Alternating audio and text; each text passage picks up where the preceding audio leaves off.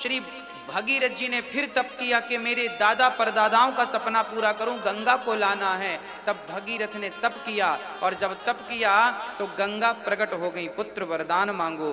तब भगीरथ जी ने कहा, गंगा मैया मुझे वरदान दो कि मैं आपको पृथ्वी पर लाऊं और आप मेरे पूर्वजों के साथ साथ आने वाले हजारों लोगों का आप उद्धार करती रहे।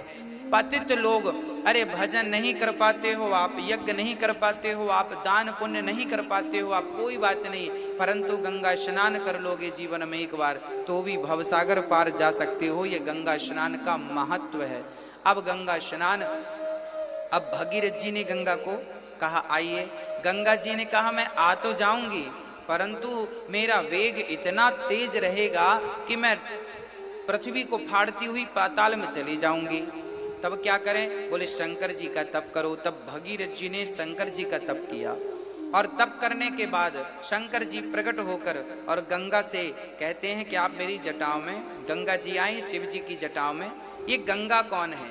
कहते हैं कि जब भगवान 52 राजा बलि के द्वार पर 3 पग भूमि मांगने गए तो पहले पग में तो पूरा अतल वितल सुतल तलातल रसातल महातल मांग लिया, दूसरे पग में सत्यलोक को नापा, तीसरा पग कहाँ रखे?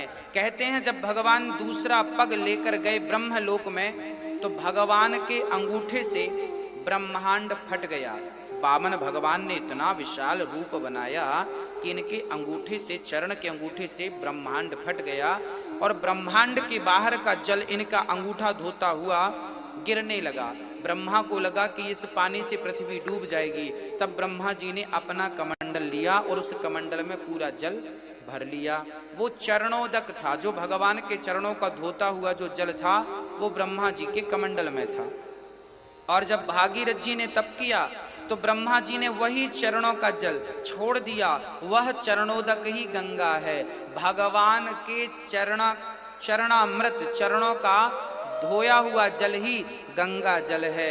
आज भी गंगा जल में आप प्रैक्टिकल करके देख लें, लाखों साल रख के देख लें, हजारों साल तक भरा रहे गंगा जल, कभी खराब नहीं होता, क्योंकि ये मेरे गोविंद के चरणों का धौमन है।